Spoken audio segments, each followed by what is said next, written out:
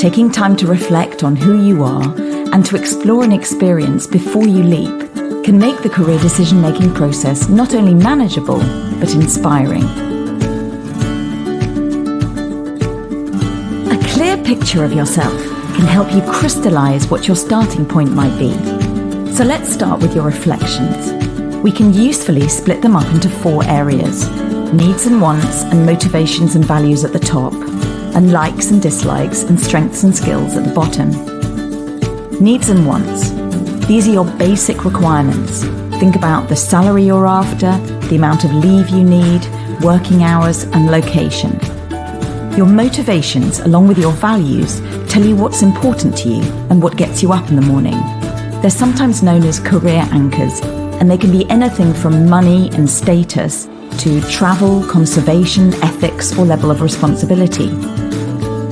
Reflect on your past experience to examine your likes and dislikes. Consider the culture that suited you best, the management style and responsibilities and tasks you've enjoyed. And reflect on your strengths and skills. What were you good at? What gave you energy? What did people compliment you on?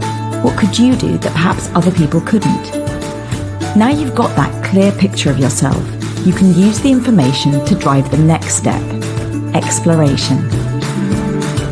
You might want to start out slowly, gathering evidence through YouTube clips, blogs, LinkedIn summaries, job adverts. Just searching the internet to find out what it's like to work in certain companies or industries, what it means to do a certain type of job. Everything that piques your interest or you find yourself thinking, I wonder what that job entails. Find out, talk to people and ask questions. But the real key is to seek out new experiences and immerse yourself in them. No amount of research can really replace experience, so get out there and try a few different hats on. You know the sorts of things that have suited you in the past, you know what you're interested in and what you're good at, so just start. And the easiest place to start is by temping, shadowing, volunteering, or doing an internship. Don't be too proud to do jobs you think are beneath you either. Get your foot in the door to speak to the right people and experience life in that environment. Even in your hobbies, try on new responsibilities for size. Present an idea, organize an event. Do it with your developing skill set in mind. And keep talking to people and asking them about the roles they think would suit you and if they know of any that are available. At this stage, it's good to be okay with uncertainty. Just explore and experience and refine your reflections from step 1. Even with your self-awareness enhanced and some experience behind you, you may still be anxious about making a decision about your career, perhaps because it feels like such a big commitment. But remember that the next job you take, especially if it's your first, is unlikely to be your last for a host of reasons. Primarily because you'll grow and develop in whichever role you take on, and you'll continue to refine what you're good at and what you want to do. So inevitably your career path will evolve. Often waiting for the stars to align isn't necessary.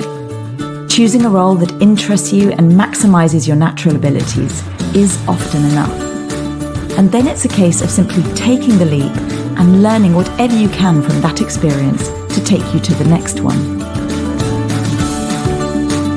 So, reflect on your experiences and build a clear picture of who you are and what interests you.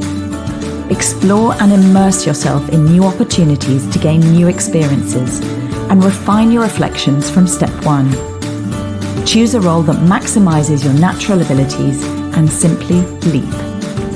When it comes to making a career decision, take every opportunity to evolve your self-awareness, be okay with uncertainty as you explore, and be brave. What's the next step you'll take to make a decision about your career?